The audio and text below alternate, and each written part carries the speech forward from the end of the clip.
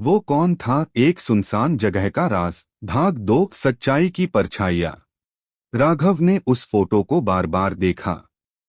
अनन्या, विक्रम और इंस्पेक्टर अरविंद तीनों मुस्कुरा रहे थे। लेकिन सबसे अजीब बात थी, पीछे की दीवार पर एक बोर्ड दिख रहा था। सुनरी से फार्मास्यूटिकल्स पीवीटी एलटीडी। ये तो वही कंपनी है जहां अनन्या काम करती थी। राघव ने कंपनी की पुरानी फाइलें निकाली। कुछ ही देर में उसे समझ आ गया कि सुनरी से फार्मास्यूटिकल्स कोई आम कंपनी नहीं थी। वो अवैध दवाओं का व्यापार करती थी और उनके घोटाले को छुपाने के लिए कई लोगों को चुप कराया गया था। अब राघव के मन में शक पक्का था। अनन्या की मौत उसी केस से जुड़ी थी। राघव के घर में एक पुराना ट्रंक था, अनन्या का। वो सालों से बंद पड़ा था। उसने जब उसे खोला, अंदर कपड़ों के नीचे एक छोटी डायरी रखी थी। पहला पन्ना खोला। अगर मुझे कुछ हो जाए तो समझ लेना, मैं किसी बड़े खेल में फंस गई हूं। हर पन्ने पर किसी न किसी का नाम लिखा था। विक्रम, अरविंद, डॉक्टर कपूर और एम.आर। और आखिरी पन्ने पर, मैंने सबूत छिपा दिए हैं। काल कोठरी में राघव का दिल जोरों से धड़कने लगा। तो यही वजह थी किसी ने मुझे वहां बुलाया।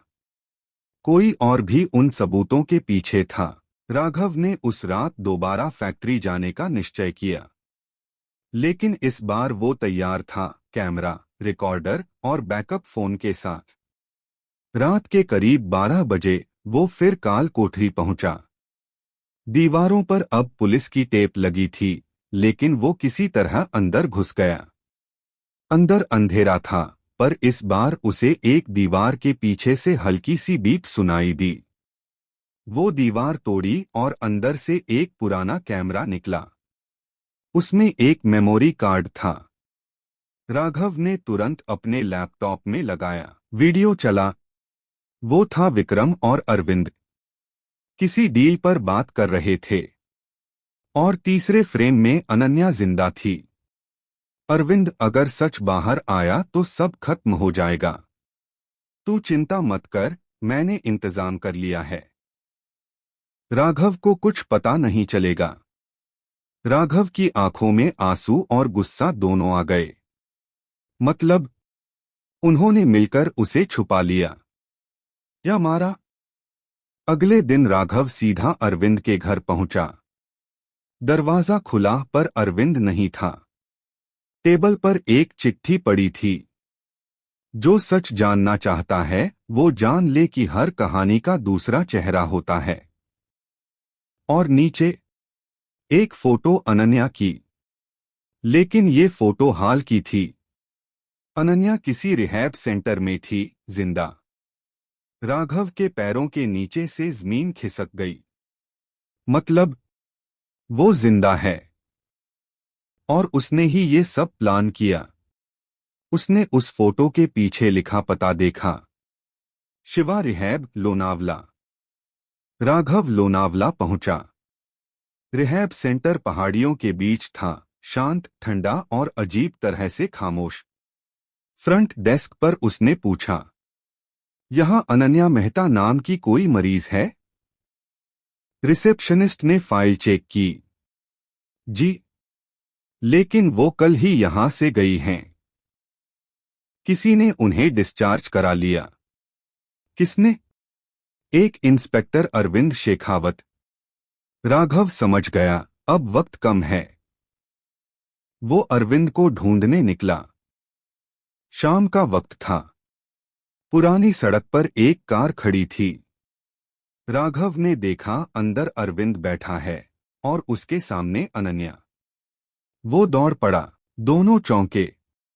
अनन्या की आंखों में डर था, पर कुछ और भी। पछतावा। राघव, तू यहां कैसे? मुझसे झूठ क्यों बोला?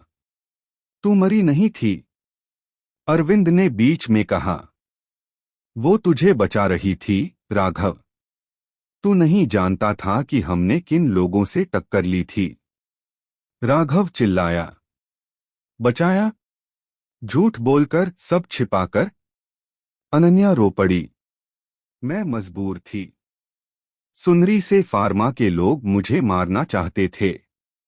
अरविंद ने मुझे छिपाया, पर उन्होंने विक्रम को मार दिया। और मुझे?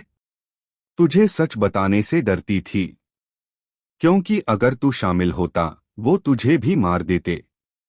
राघव चुप हो गया। आंखों में आंसू थे, पर दिल में आग। उसी वक्त दूर से गोलियों की आवाजें आईं। किसी ने कार पर हमला कर दिया था। अरविंद ने जवाबी फायर किया। राघव ने अनन्या को नीचे झुकाया। 3 गोलियां चलीं। और जब धुआं छंटा, अरविंद जमीन पर गिर चुका था। अनन्या कांपते हुए बोली, वो लोग अब भी हमारे पीछे हैं। हमें भागना होगा। राघव ने अरविंद की जेब से एक चाबी निकाली। उस पर लिखा था, लॉकर 302, सेंट्रल बैंक। शायद यही आखिरी सबूत है। दोनों भागे शहर की ओर। रास्ते में राघव को बार बार वही सवाल सताने लगा। क्या सच में वो सब अनन्या के लिए था, या वो खुद इस खेल का हिस्सा थी? इस वीडियो का अगला हिस्सा जाने के लिए थोड़ा इंतजार करना पड़ेगा। तब तक वीडियो को लाइक करें, चैनल को सब्सक्राइब करें और कमेंट में बताएं कि अगला पार्ट कब देखना चाहोगे।